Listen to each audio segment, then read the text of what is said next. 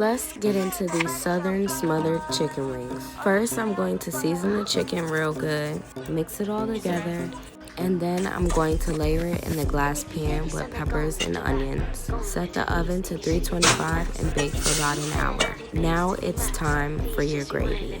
You season the chicken broth and heavy cream together. Make sure that it comes to a nice boil and add it to your chicken. Bake again for an hour, and voila!